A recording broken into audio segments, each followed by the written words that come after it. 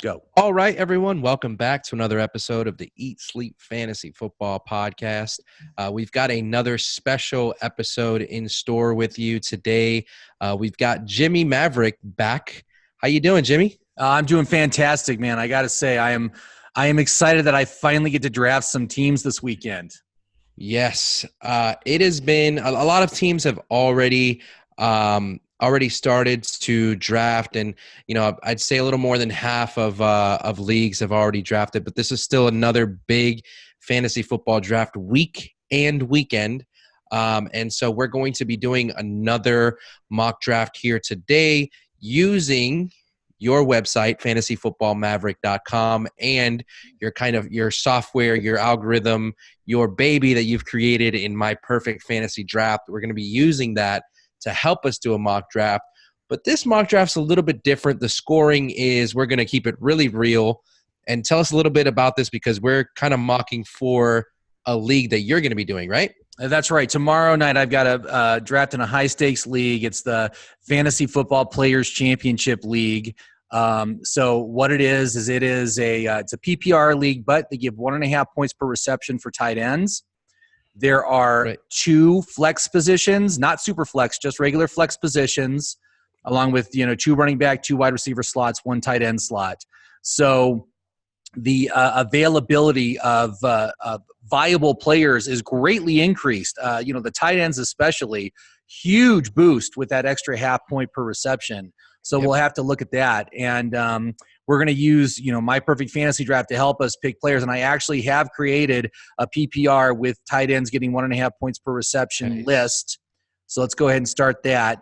Do you want to engage Jimmie's recommended player filters? I'm just going to say no. I want to see everybody on the list here for this. And we're going to be doing, it is a 12-team league, and I get to pick second. So I guess that's the first question, man. Who should I go with first? I am personally thinking, because I'm guessing Saquon will be number 1 off the board. My favorite player is Alvin Kamara, because it's no drama Kamara this season. There is no drama from the Saints team. They are all business. They are focused. They are going to make it to the Super Bowl this year, and they're going to do it any way they can. So that's why I'm thinking that Kamara is my best choice, but tell me why I'm wrong. So I love Kamara here, and I might lean – if it were later in this round, I would actually really start looking at the tight end position. Like we talked a little bit earlier before we got the show started, I had a very similar draft to the format for the FFPC. Hopefully I did that right. Yes, that's right. In the SFB, the Scott Fish Bowl, where they have the tight end premium, 1.5 per reception.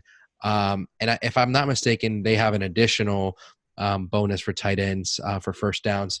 It gets ridiculous in some of these leagues, some of the bonuses that you get. And I think I picked from the 6th or 7th spot.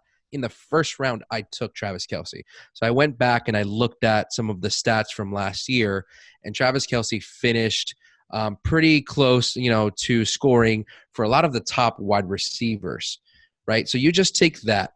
In and of itself, he's worth that first round pick. Then you add on to that the positional advantage, right? How much is he going to be outscoring similar guys? How much more is Travis Kelce worth in this league than an Austin Hooper later? And the difference is astronomical when you're looking at the number of catches. So it's worth taking that advantage when you're going to win that position by a large margin every week, right?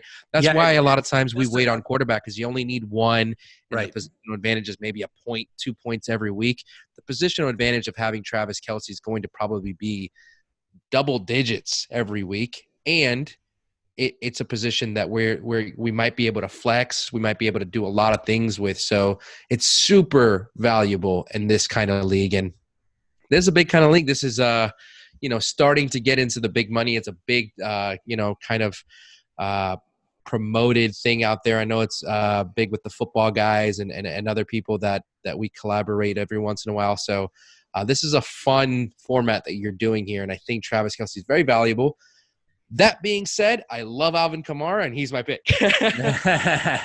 Yeah, and like I said, overall, I do have Travis Kelce ranked tops overall according to my Vork score, and his overall value rank because of that bonus on the receptions is third overall. He's the third most valuable player in the league. So there is absolutely a case to be making. But here's what I'm thinking. I would like to wait and maybe we can grab Ertz or Kittle in the second or third round who also offer extremely good value. Yes. And I believe I would be able to get them if we want to go that route. They're obviously not as good as Kelce, but they're very close. So, oh, look, it's us. It already went to us. So I'm just going to take Kamara first just because. Who got picked first? Kelce? Christian McCaffrey got taken first. Yeah. Okay. So Kamara's good. In that spot, I probably might have taken Barkley. I would, but either way, you're splitting hairs. I think those are my 1-2 in all formats. There's Barkley, Kamara. So splitting hairs there. Love those two guys. In this format, Kelce would definitely be one of my top 5 guys. Like and he, Barkley, I'm a little bit down on Barkley just because, you look at the team situation between the Giants and New Orleans, and it's not even close, right? Absolutely I'm agree. really feeling that if someone's going to bust in the top 5, and by bust, I mean he's just going to be a disappointment like David Johnson was last year. He was drafted second. He ended up being the 10th best running back, and everybody was pissed just because it cost so much draft capital to get him, and he just didn't do as good as everyone thought.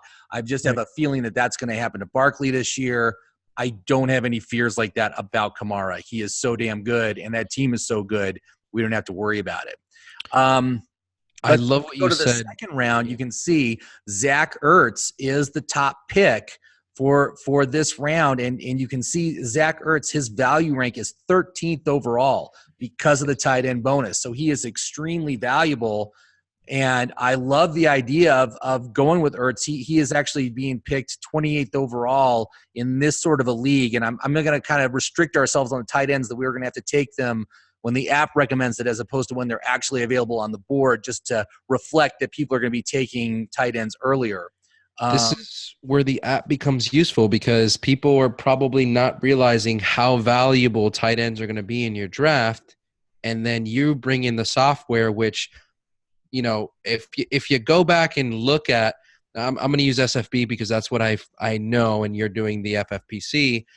If you go back and look at SFB, the tight ends are what tend to win your league along with the running backs. And so that we got to bring that in, and your software is clearly showing us that right now, that has to be our focus, right? So I would love if we fingers crossed can get either Ertz or Kittle in the back of round 2. That to me would be a gold mine for us. Yeah, absolutely. Our season with those tight end targets, Kittle 136 last year. That's another one that I would be thrilled to have, and I would be ecstatic if we could get George Kittle also on our team. He's definitely the best receiver on that team, so he will continue to perform extremely well for that offense. The other one I want to mention here, Mike Evans, who is a long shot. He's typically going at pick 22. We're pick 23, so he's like less than a 50-50 shot to make it to us. But if he does, he also offers tremendous value. And the coup d'etat would be Mike Evans at 2, Zach Ertz at 3. That would be an amazing trifecta of players to start this league. But I'm guessing that Evans will probably be gone, which means I want to go running back. And if we look at running backs, you got Dalvin Cook as a long shot as the top rated one. Then we got Leonard Fournette, Kerryon Johnson, Josh Jacobs, Damian Williams. There's so many good names here. Do you have a particular favorite for your second or third pick for running backs? Who really stands out for you? Of the guys that you have listed here, if we are able to potentially luck out with one of those two guys that you mentioned in either Ertz or Dalvin Cook is the one that stands out to me the most here, just because you got a running back that can do it all. Again, like Alvin Kamara, you got another running back that's going to be catching passes, running, scoring touchdowns, doing everything. And there's not too much in the way of competition for Dalvin Cook this year like we had in previous seasons. He seems like he's healthy. He seems like he's ready to go. He showed us that with a very quick, beautiful 80-plus yard run in the preseason. Yeah, that was great. What is your feelings about Madison, though? What do you think? What do you think Madison's role in this offense is going to be?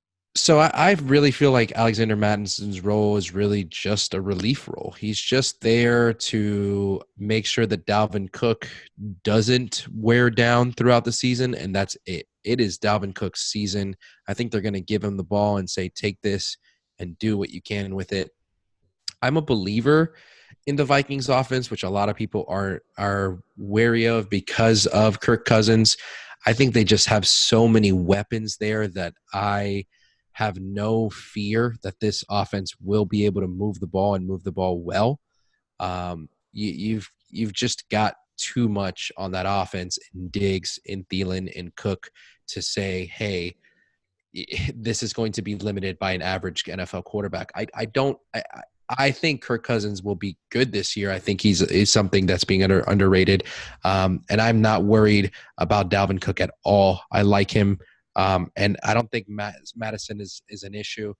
My only concern is you got to stay healthy, Dalvin. You got to stay on the field. That's the only concern for me with Dalvin Cook. Yeah, and you know what? Actually, Dalvin Cook just got taken. We knew he was a long shot anyway, so not really surprising that he didn't make it. But you can see Mike Evans did make it. Zach Ertz, Leonard Fournette, David Montgomery, all still on the board. Obviously, the best value right now is Ertz. I bet you we could wait till the third round to grab him, though. Here's where strategy comes into play. Right. There's 2 tight ends on the board and only one person picking between us and our next pick. So we should take Mike Evans, and we're guaranteed to get one of those 2 guys in our elite tier of tight ends. Yeah, I think that's the best choice here. It's doubtful that they'll go back-to-back tight ends. It's unlikely. So we get Mike Evans, and we probably get one of our tight ends, and we start our team with Kamara at our RB1, Mike Evans at our wide receiver 1, and one of the premium tight ends, fingers crossed. Yeah, and just to let you know, my placement for Kittle is actually he is going before Ertz, and so I'm already projecting him to be gone on this sort of a league. So Ertz would have been the only one. If he was the only one that was still on the board, would you have taken him second, or would you have waited?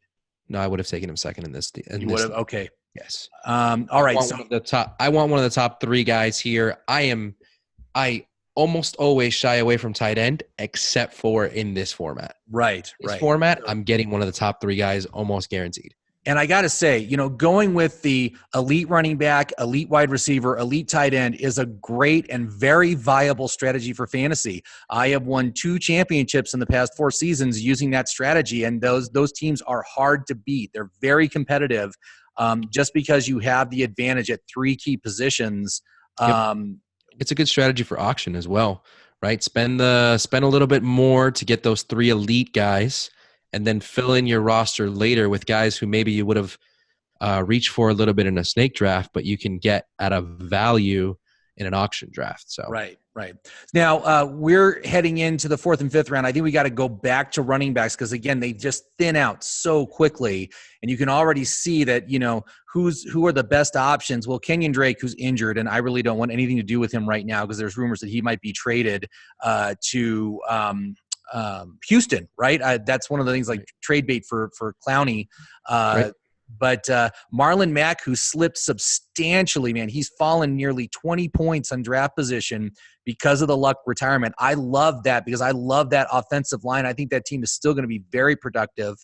Philip Lindsay, Tariq Cohen, Austin Eckler. We got, again, these choices are not the best. Duke Johnson, there's Sony Michel, Darius Geis. Who are you thinking? Who would you really like to have? I mean, I got to say, for me, Marlon Mack, if he makes it to us, he's a long shot, but if he makes it to us, I'd love to have him as our RB2. I think he'd be great RB2 at this point. I think that's perfect because Marlon Mack went from borderline RB1, right? He was going in that 12 to 15 range for most people. and he's slipped to the point where he is an RB2. At that point, he should be very comfortable for anybody taking him, because you've already got the risk built in. Let's not forget that when Marlon Mack started last year, in the 7 games that he was a starter, I think he was the top scoring running back, if I'm not mistaken. So he was great while he was on the field. Obviously, he has to hold up. We got to see how the offense works with Jacoby Brissett. But they've got some weapons there. They've got a great offensive line. I'm not sure the loss of Andrew Luck is going for – people are acting like they're going from the best quarterback in the league to the worst quarterback in the league. Now, obviously, there's a substantial difference between Luck and Brissett. But Brissett should be good enough for this offense to continue to be able to move the ball, to still be a top half of the league offense. And Mac's still going to get his yards and touchdowns. Does he take a hit? Sure. But as an RB2 with this type of team, I think you can be super comfortable with it. I'd love to see who's going to be on the board when it comes to us. Yeah. But of the guys listed there, he's my favorite. And just if I could add something, the Colts in general are a substantially better team than they were the last time Brissett was the quarterback and went 4-11. And I think the stain of that 4-11 season that he had is really weighing down all these players substantially. And you can also see on the recommendations, T.Y. Hilton has also fallen to this point in the draft as well. He's fallen like 20 points as well on the draft board. I think they're both great values at this point. They give you positive value relative to the draft position and will all be very viable for your fantasy team. And Jacoby Brissett, I think he's actually a sneaky last-round pick. If you want to take like a second quarterback,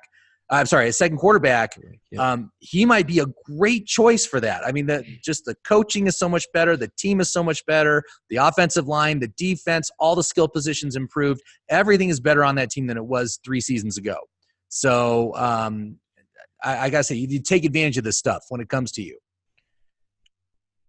Gotcha.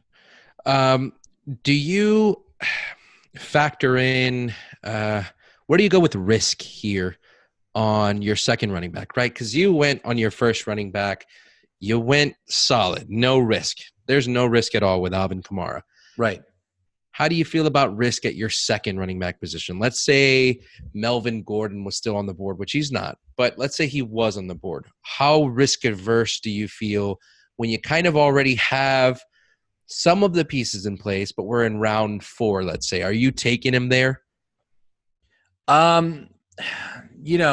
Obviously at this point in the draft, when you're looking at these running backs, these are all like low-end RB2s, flex positions, flex players. That's what value is left on the board. And you can see actually Marlon Mack did not make it back to us. He got taken. Right. David Montgomery, one of my choices from the prior round, did not make it back. That's not surprising.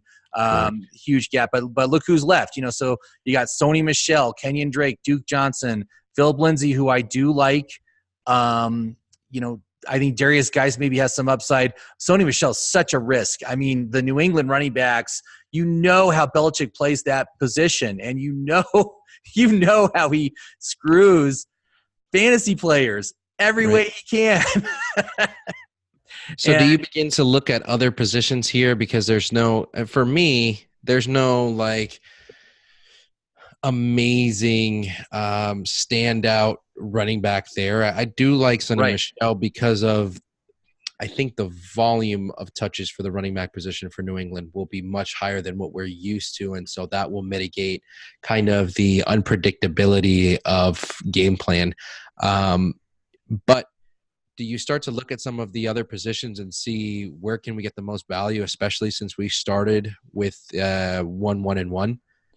Yeah, and I got to say, I don't have Michel. Look, we got 20 seconds to make a decision here. Boy, again, when I look at these guys up here, I think I got to go Lindsay just because he's a great player, and I think he's going to be a key part of that offense. I just can't pull the trigger on Sony Michel just because of his injury history and, his just the backfield being as crowded as it is. I'm big on Damian Harris. I think Damian Harris is going to make some noise this year, and I'd be much more inclined to take him late and see what happens, as opposed to take a gamble on Sony and just find yourself getting burned. First time Sony Michel fumbles and he goes to Siberia for 3 weeks. We don't see him on the field. I can see that happening because that's what Belichick does.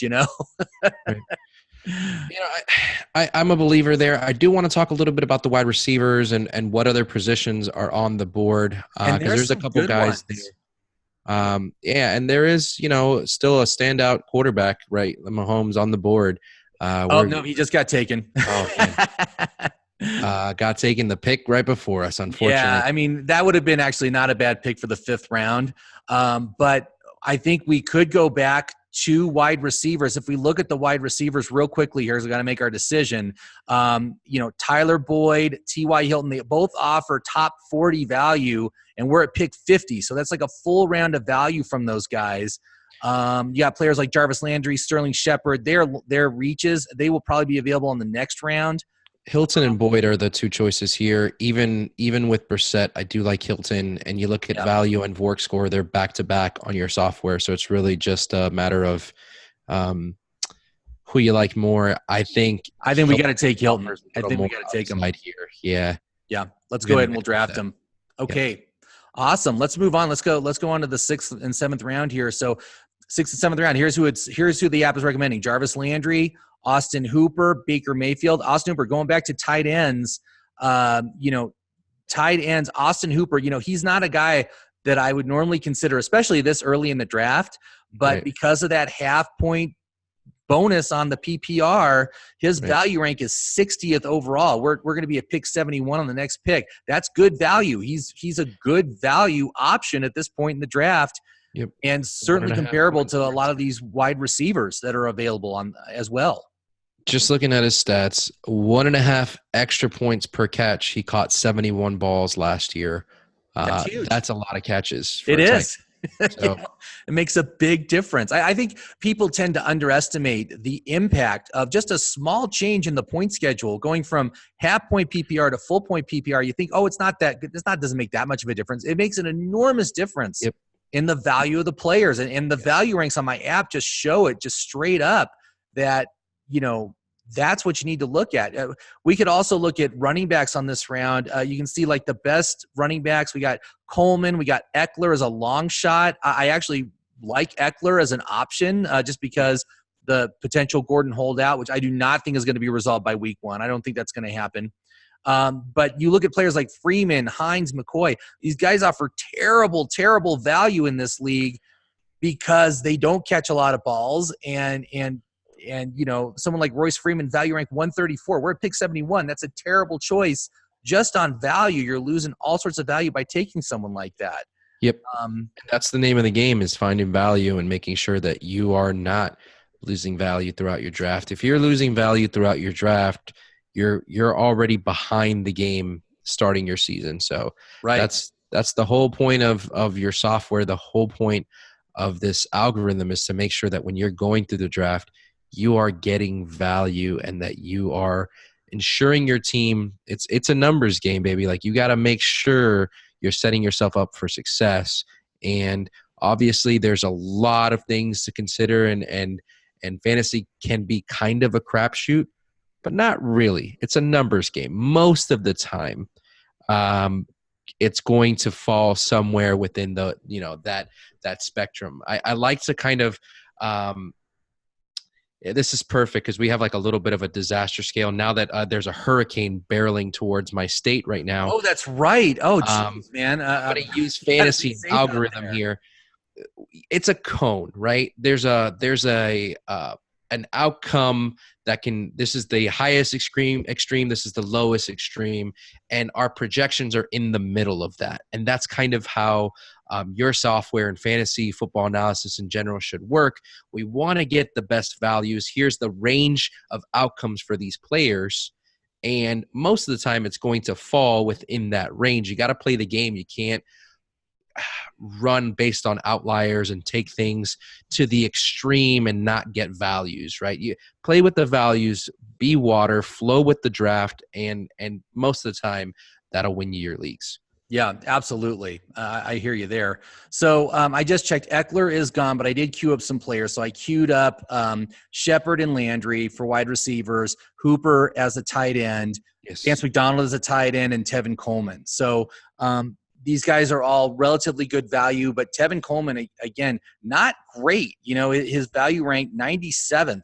You know, so he's overvalued by like 2 rounds relative to his draft position. So I'm not really inclined to want to go for someone like that. Before we take one of these running backs, yeah, I'm not opposed to getting another tight end here. There's 2 guys on this board that are probably going to catch volume passes this year, which is what we're looking for. Because remember, it's 1.5 points per reception for tight ends. We're not just talking about, hey, everybody's getting a point. We're talking about another 0.5 point for every catch for these tight ends that you have to factor in. It adds up.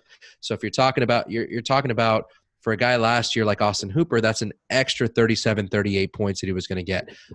Another guy for me on this list that I think should be in consideration is Jared Cook, because I think he's going to catch a lot of passes in that offense. I think he might already be gone, though. Let me see. Oh, he's still there.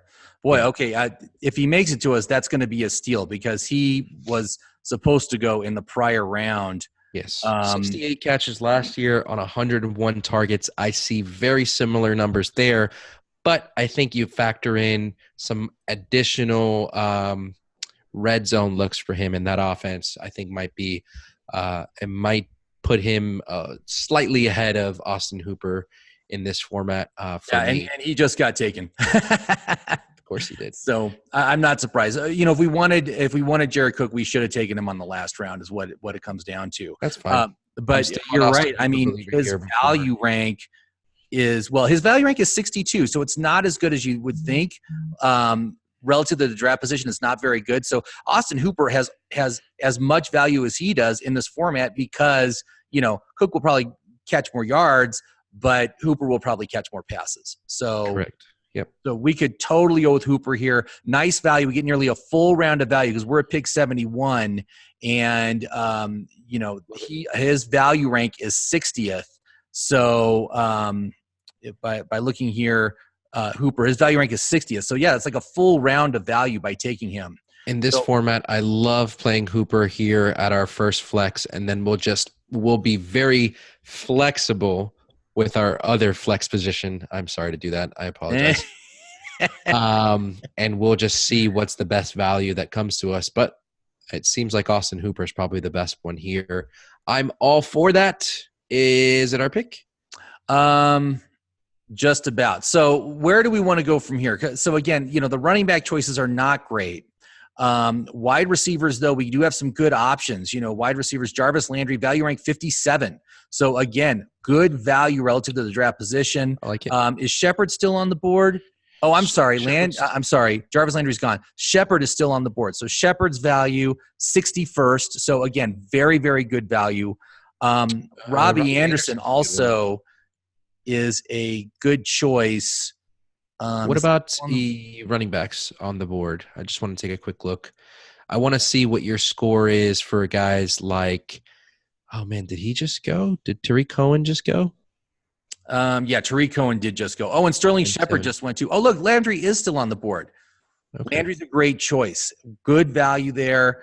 You look at these other guys. Again, we were just talking about this. These guys, I mean, Drake does, but Drake's injured. But Freeman, Penny, Murray, Barber, these guys aren't going to catch any passes. They're just not valuable in this league. I like the idea of going with Landry at this point, and because, again, full round of value by taking him, and he's a solid flex play for sure. Okay, we have a pick coming up in 2 picks, right? We could probably still get Hooper back. No, actually, we're on the back end of the pick. We're going to have another Okay, we already took. Go ahead. I'm going to take him because we are almost out of time here. Yes, so we got both Hooper and Landry in the last 2 picks. That's pretty nice. Now, for the next round, we can look at some high upside running backs because there are some options in the 8th and 9th round that we should seriously look at. Matt Breida got a nice upgrade today because I don't think Jarrett McKinnon's going to play this year. It does not look like he is ready to go. Yeah. Darwin Thompson, a high upside Kansas City running back that should anything happen to Damian Williams, man, talk about an RB1 in your pocket, Darrell Henderson, who is going to be spelling Gurley a lot. I think he has good standalone value. Okay, let's quickly recap our team so far for our listeners, so I can so they can follow along here a little bit. At the running back position, we've got two guys. We've got Kamara and Philip Lindsay. We're pretty top heavy there, but Lindsay should catch some passes. Mike Evans at the wide receiver one. Again, we've got an elite guy who's going to catch a ton of passes, have a lot of yards, and an offense that's going to just throw the ball, I think, more for a higher percentage at least than anybody else in the league. T.Y. Hilton, which we have yet to see what he does without luck. Zach Ertz and Austin Hooper at the tight end and flex position in a 1.5 point bonus for tight ends. And then Jarvis Landry is our first bench or flex, depending on what we're doing week to week with Hooper. That's a great potential, wide receiver 2 should Hilton fall off. Flex position, should we not be able to start Hooper, or a bye week fill in. So it's a very good start. I really agree with you here. I think we definitely put ourselves in a position we have to look at running back a little more and kind of swing for the fences in the next pick. So there are limited options, but I would potentially queue guys like Darwin Thompson, like you mentioned. Matt Breida an Matt Breida is an option. And I'm really not opposed to at least taking a look at the Miami running backs. I know it's not sexy. I know it's actually. I mean, really, do you take a chance on Drake? I mean, that's the thing. He is still on the board, still falling in value. Or do you go with Ballage, who I think is going to be – he's got all the upside. He's been playing the whole preseason. Right. He is the one. I mean, I'm just like thinking Ballage we can get him a little bit later. He's still going late. If they trade away Drake, though, he's going to skyrocket up the board. He's probably going to be, 6th or 7th round if that happens. Right. But look, and Drake just got taken, so we don't need to worry about that anyway. Oh, thank God. They make the decision for me. But sometimes I'd rather a player that I'm thinking about be taken so I don't have to make the decision. Right. Yeah. Okay, and Breida just got taken too. It's almost back to us. But look, Darwin Thompson and Darrell Henderson are still on the board. Tony Pollard also is actually going to be on the list for the next round, but he is certainly a great choice, man. I mean, they're saying now Zeke's going to sit 6 weeks. That is, you have an RB1 for 6 weeks. That is huge to get at this point in the draft. Certainly he's worth the pick as well. I think I got to move him up on the board because I think just that news coming out is going to push him up even farther. Yeah. And we haven't looked at any quarterbacks just yet. There's still plenty of guys on the board. Cam Newton still on the board. Carson, let's look here. So Drew Brees, Ben Roethlisberger, Russell Wilson, Kyler Murray, Lamar Jackson. There's just so many guys on the board. We can still wait, and we can get really late, like a Phillip Rivers, and I'll be just fine with that. So let's go ahead. We'll get Darwin with our first pick. Yes. And you want to get Henderson or Pollard because I think they're both good. I think Pollard, obviously, short term, he's super valuable. I have a quick question. What is your software outlook on Rashad Penny? Because I think he's still on the board, and he's a guy that I don't know what to do with this year. All right. Well, it is almost back to us. Oh, you know what? It looks like he's gone. It looks like he was taken. He just went. But I'm not big on him. And, they've been talking his role is going to shrink on this offense. It's Chris Carson's show. Right. I'm not really thrilled with the idea. I mean, obviously Chris Carson has durability issues. So if he does get injured, you've got some upside there, but I just don't think it's enough, for what I'm seeing. What do you think, Henderson or Pollard? Because I think Henderson has standalone value, even if Gurley stays healthy. But certainly the upside of the Rams offense, I say we just go with Henderson. Probably number 2 offense in the league this year, yeah. Behind Kansas City, in my opinion. Definitely top 5, no matter what way you slice it. So Right. you're going to get touchdowns. It might be a little erratic, but you're going to get scoring throughout the year with Henderson, regardless of what happens with Gurley. Yeah. I think that's a good choice. So we beefed up our running backs a little bit, got some high upside guys. I think that's really good. We should definitely look at a quarterback for this next round because we don't want to wait too long. You can actually see my app is recommending Lamar Jackson this round. I love Lamar Jackson. Certainly a nice safe floor with that guy. And the upside of that offense, I'm very excited to see what that offense can do this year. And a great guy. We could get him in the 10th round. That is fantastic value for the potential upside of this player. But you got Brady, Goff's a long shot, Kyler Murray's a long shot, Mitch Trubisky I'm not really interested in at all. But there's some decent options here. Do you have a favorite? I would love to go back to the availability board. I just keep finding myself taking a lot of Phillip Rivers. I'm still okay with Russell Wilson, even though he's not using his legs as much as he used to. And then I kind of play into a little bit of the mindset that Jameis Winston might be decent this year. Maybe I'm just a fan of a team that's going to throw the ball a crap ton. Right. Will, on this list, is Cam still there? Cam is still on the board. I doubt he makes it back to us. We've got a long way to go before our next pick. Yeah. But look, and Lamar Jackson, of course, I was talking about it. See, I can't talk about these players during a draft because they disappear then on me. That bums me out. But, Prescott is still on the board. Prescott's going to end up as a top 10 quarterback again. He's never been out. He's always been a top 10 quarterback. And it's a good offense. I mean, they're going to be good. They got a great schedule. I think they're going to be very effective. Rivers, of course, is a little bit later. We could probably wait another round to go for Rivers if we wanted to. We got a chart on our website that just shows you the finishes made by John Chapman. The finishes every year, just outlined numbers, very easy to read, and it tells you where each player has finished at their position. For the last, I think it goes back to 2012.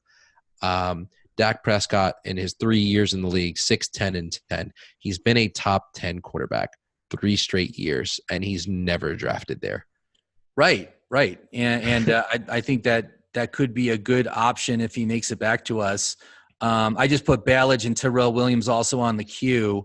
I don't hate Russell Wilson there either. Russell Wilson, a top. Obviously, he didn't finish, a top 3 quarterback like he did 3 of the 4 previous seasons. But he hasn't finished outside the top 12, I think, since his rookie year. Let me just quickly 1, 2, 3, 4, 5, 6, 7 straight years as a top 12 quarterback. I don't know what people are missing here. Well, I think it's just it's a super low pass volume. There's not any really good receivers on that team. They're run first offense. He doesn't run that much. He used to run a lot more, and he doesn't anymore. But we're only a year removed from a top 2 finish, and last year top 10 finish again. So I'm not sure I'm on the let's dump Russell Wilson bandwagon like everybody else is. Right. Well, Wilson is there now. For me, as far as Wilson goes, how do I have him? I mean, I think the upside is a little later than he normally is here. He usually goes at around pick 104. Higher level. I just don't have him rated very well just because of these negatives. And he signed a big contract. That was the other thing. He signed a big contract in the offseason. So I think what we can do, because my favorites are already gone, once Lamar Jackson came up, I think we can wait till the next round, grab Rivers or Cousins. I think we'll be fine with those. We do need more running backs. I'm sorry. I'm very happy with Evans, Hilton, Landry. I want to continue to swing for the fences at the running back position and look, Pollard is still on the board. If he makes it back to us, that'd be awesome. Looking at some of these other guys, Singletary, Singletary certainly. Oh, Justice Hill. I love Justice Hill. That's a super high upside. Damian Harris I already talked about because I'm big on him. So if we could get either Pollard or Hill here, if we could get both, I'd be happy to continue to wait at quarterback. I'm not kidding on that one. Yeah. It's a 12-team league. I'll take any of the top 15 guys. Sure. So let's take Pollard. That he's an RB1 man for the start of the season. I think that's a great choice. Who do you want to take? Hill? Are you up on Hill for the next pick? Because I love Hill. Yes, I will take Hill as well. All right, cool. That'll be great. So then we have elite RB1, in my opinion, shaky RB2, but we balance that out with 4 or 5 guys who any of them can break out and be the guy for half or the whole season. And if we do that, we're rock solid at, the critical position in fantasy football, the running back position. Couple that with an elite wide receiver in Mike Evans, an elite tight end in Zach Ertz, and serviceable guys like Jarvis Landry, T.Y. Hilton, Austin Hooper. That works. That's the strategy here. You wait on quarterback. You figure that crap out, and you're good. So, yeah, and don't forget, we've got Pollard, and Pollard is my RB2 immediately. I mean, Lindsay immediately gets downgraded to the 3rd running back on this team until Zeke comes back. So, there is super value there for the running backs. Yeah, I mean, we got a nice deep receiver core. We're very good on wide receivers right now. Well, we only have 3. I guess we've only taken 3 so far. Wow. That's only actually taken 3. But I'm comfortable with those 3. I don't mind looking at another guy if you want to steer away from Justice Hill, or if you want. But if we look at Terrell Williams, we're going to be flexing tight end a lot. Or running backs a lot. I'm not super worried about only having 3 super solid guys. Yeah, and Terrell, I love the upside of Terrell Williams for a wide receiver because he's playing opposite Antonio Brown. I've been telling people I think he's got Michael Crabtree upside on that offense, and so I think I kind of hate passing on Hill, but I think we're really good on running backs right now, and they just have a little bit more depth at wide receivers is going to be much needed here. So I'm going to take Terrell on this pick as a depth play. Gotcha. I want somebody on your queue list here. That's what I'm looking at him. I think he has wide receiver upside. Can you tell me if MVS is still available for your queue list for next round? Let's take a look here. I think he might be gone. Oh, man. Yeah, he's gone.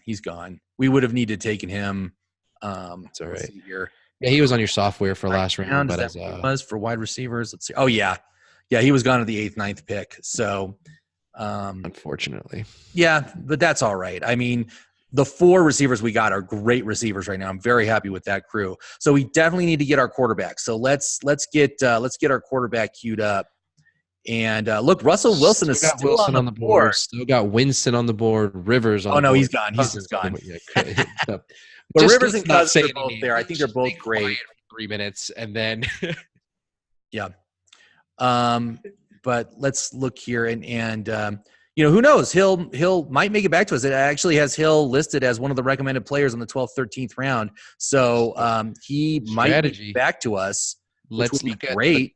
The guy that picks the 2 picks between us, does he have a quarterback already? That's a good question. Let's hear the That's crown what over. I would do here. Yeah, the guy's name is Crown Over. Just pick. Okay, he's got Mahomes. He's not taking another quarterback. No, he doesn't need to. So this pick, our first pick, let's take whoever we want and then worry about the quarterback. All right. That's how you. Now, what happens if Rivers gets taken? Because it looks like Cousins just got taken. He did get taken. Who's still on the board at quarterback? Well, let's see here. Winston would be all right. I like the upside of Darnold. I think that'd be a good choice. It's getting thin. It is getting thin, but Rivers and Winston are both still there. Yeah. If one of them goes, then we just pull the trigger. Oh, and of course, Hill just got taken, man. Just now. So Hill got taken. I think it's okay. Oh, Singletary's still on the board. Singletary's still on the board. I like the idea of taking Justin him. Jackson is still on the board with Melvin Gordon issue still going on. I've been taking him in a bunch of leagues. I took him last night in my league of record. I like Justin Jackson quite a bit. depending on what happens with that situation. I guess I'm just not sure he's going to catch enough passes. That's the big issue that I have with him. Fair enough. Pass catch is going to go to Eckler, All of them. Yeah. If Gordon's out, Eckler's definitely gets a pass catch bump. Do you want to just go ahead and take our quarterback here? Yeah, let's just take Rivers. I think just a bunch of guys in the same tier. Yeah, let's take our guy. I don't want to get sniped on that and then have to go with Darnold. I mean that would not make me comfortable. But let's see here. So Damian Harris is one that I do like, and getting him this late is such a steal. I think he's going to have playable value during this season at some point because I don't think Sony Michel's going to be able to make it. So I love the idea of taking him. You like Justin Jackson. Any opinion at all about Ronald Jones? That's my opinion too. They're not going to run the ball a lot. Yeah. He has been incredibly disappointing after a stellar college career. I don't know why he can't learn pass blocking. He's like allergic to it. He has not looked good yet again. But if he's free, I think I took him in my second to last pick last night. Did you? Now, where are we on our picks? We got 2 more picks on the bench. Look, Singletary's still there. Harris, I got no problem taking him. How many bench spots do we have left? We have 2 bench spots left. 2 bench spots. So if we get a guy like Ronald Jones with our last bench spot or second to last bench spot, I'm fine with that because there's no risk. I like Justin Jackson there as well. Damian Harris, I don't mind. I'll give you a guy that I think we should look at. Potentially. Okay, 20 seconds. Going back to the lead format. I would take one of the running backs here. One of those 3 guys, whichever one you like. I'm going to take Harris just because I love Harris's upside this year. So I'm going to start talking about our last pick here, a guy that we could get for free. And I have no idea where your software is, just a guy that I want to talk about, just looking at the numbers. If you go to the tight ends available on the draft board. Oh, sure. We could absolutely take another tight end. Oh, my gosh. Mark Andrews is still on the board. Is still there.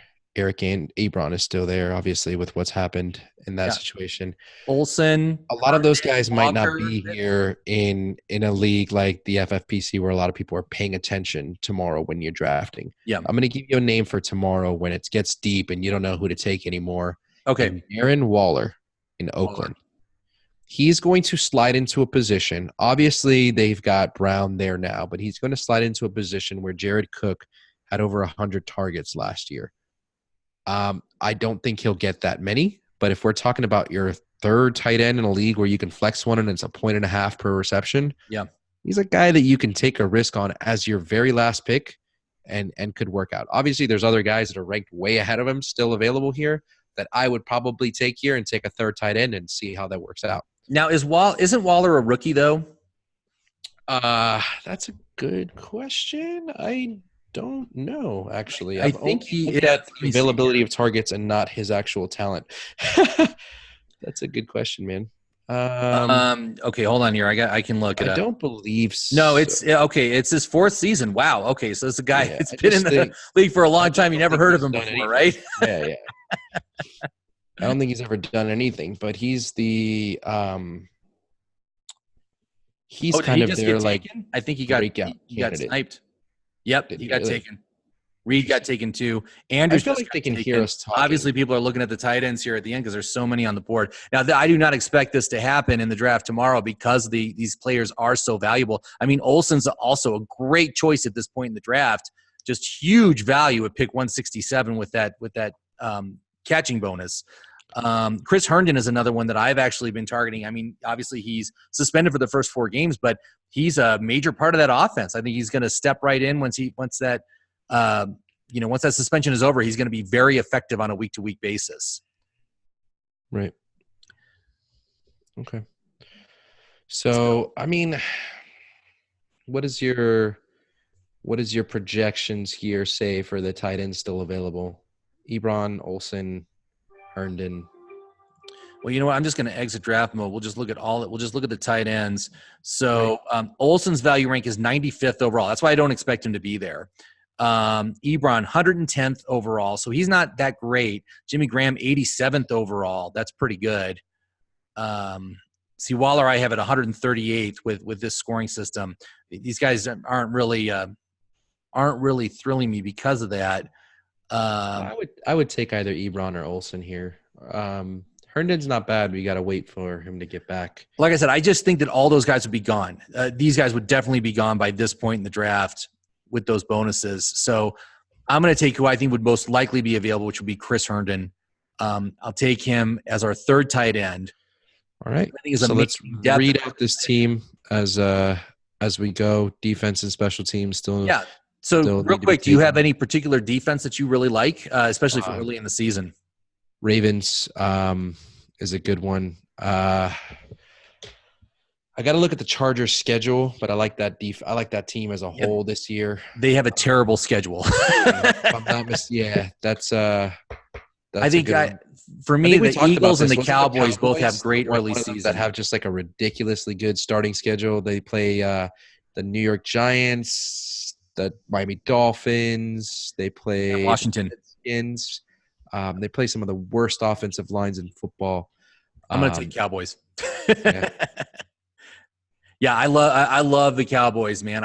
I was disappointed. I actually did a Instagram league draft last weekend, and it was about 2 weeks ago at this point. And I was so disappointed when someone took the Cowboys early. I was so sure I was going to be able to get them, and I didn't. And so I'm playing the Broncos week 1, but it just kind of disappointed me that I missed out on Dallas for that particular draft. And then the throwaway pick, the kicker. So we'll just go with, I don't know, Chargers Crosby. kicker. Who? Crosby. Okay, yeah, that's fine. Green Bay. Or Tavecchio. Tavecchio is one I've been getting in almost every draft I've been taking, just because plays in a dome on a good offense. Yeah. That's the kind of that whole division. You're not only are you playing in the South, but you're also playing in domes for the most parts. Right. Like there's no weather to account for ever. Yeah, Atlanta has 12 games this season in a dome. I mean, that's pretty sweet. That's pretty good. So cool. Well, let's review the team. Let's review the whole shebang. So we got Phillip Rivers at quarterback. I'm super okay with that. Running backs: Alvin Kamara, Philip Lindsay, Darwin Thompson, Darrell Henderson, Tony Pollard, and Damian Harris. So we kind of swung for the fences quite a bit with the bench spots there, which is what you need to do, especially if you have Kamara starting at the 1. That RB2 is the position that you just want to swing for the fences a lot of times. So I'm good with that. Mike Evans is our wide receiver 1, should be rock solid. Our wide receiver 2 is the one that we're going to have to figure out throughout the season with T.Y. Hilton, Jarvis Landry, and Williams. So I feel comfortable that we'll do that. And then our tight end, beautiful with Zach Ertz and Austin Hooper at the tight end position. And Chris Happy Herndon. there. Huh? And Chris Herndon. We're good. We're really good with tight ends. So we have no issue in a league that is tight end premium. We are going to win that position almost every single week. And also with our first 3 picks, we've got the number 4 most valuable player, the number 12 most valuable player, and the number 13 most valuable player in this particular league. So that is an amazing early round advantage that we got 2 players that were that highly ranked at pick 24 and 26. So that is just, or 25, right? No, 26, right. 26. What I'd love to do. Amazing value, man. If this happens tomorrow, I'm going to be just giddy. You're gonna need new pants after the draft. So what I'd love to do, man, is take these numbers, the value numbers, and just kind of take that and score out. Hey, you are plus at the end of the draft. You just gave our pick number versus the value. Take that and see how much value we're getting in this mock or in this draft, and actually start playing it out for the rest of the season. Look at our value and just best ball it versus values of other teams, right, and compare it, because I'm sure that will kick ass when we look at our value versus others, and are able to then take that and play season long and look at values throughout the season and make sure that that's what fantasy is all about. You got to get the values. You got to know what players are worth and when you're getting a steal. Right, absolutely. And actually my app can do that. If at the end I sometimes do this where I just pull up all the players, and you can remove players from the list. So you can just go through the list and you can just start removing the players that you didn't get.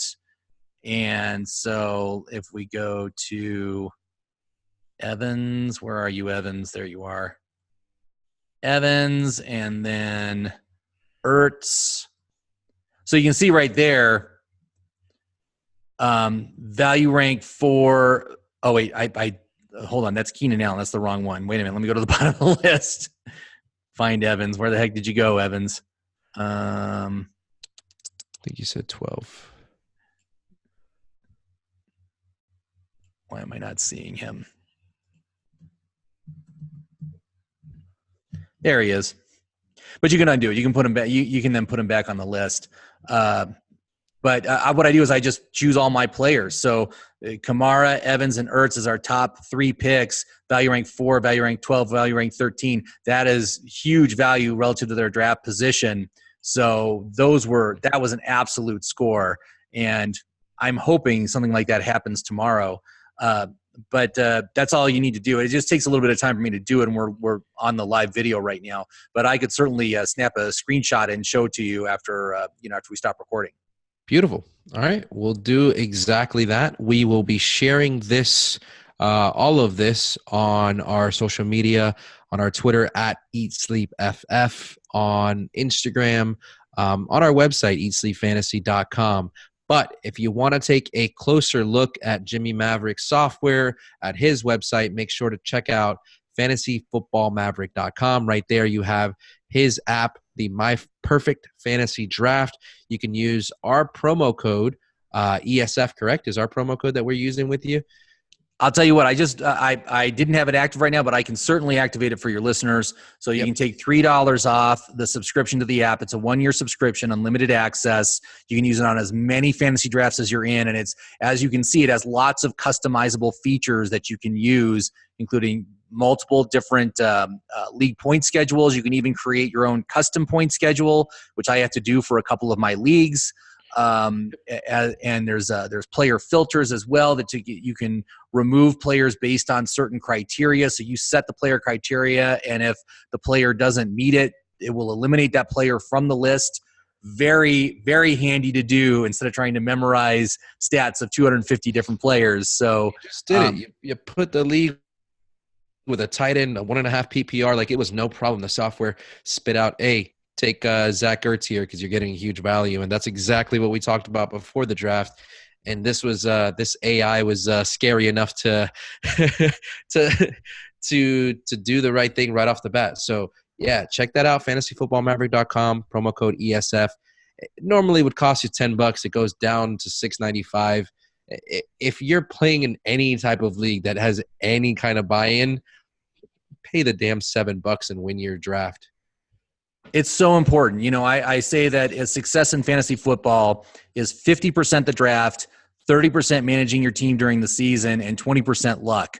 And if you nail your draft, your season will go so much better overall. Regardless of what happens, you'll be in a much stronger position because, again, going for those value players, they will be week in, week out, outperforming your team, outperforming for your team, helping you against your opponents. And then also, we swung for the fences with some of those guys. Let's say Darwin Thompson is named the starter, by week 3, I could then dangle out Philip Lindsay for a trade and try to improve my team that way, go for a better quarterback or something like that. So it gets you a good draft, sends you into the league with a position of strength against all your opponents. And that's why it's so important. Absolutely. All right. That's pretty much going to do it for us. Jimmie, anywhere else that our listeners can find you at besides fantasyfootballmaverick.com? Well, yeah, on YouTube, I do have a page on YouTube that you can subscribe to. I do a ton of mock drafts. There's a ton on there. I'm a little fatigued on mock drafts right now. I just want to get to my regular drafts now because I've been doing it for like 2 months nonstop. Right. But I also put strategy in there and tips and hints. And once we get into the season, I'm probably going to do a wrap up looking at players to to target, players to trade for, stuff like that. We'll be continuously posting in there, and definitely invite your viewers to go and check that out and become a subscriber. Awesome. All right, guys. Well, that'll do it for Jimmie and myself. See you on the next episode. Thank you very much, Christian. I appreciate you having me on. Thank you. All right.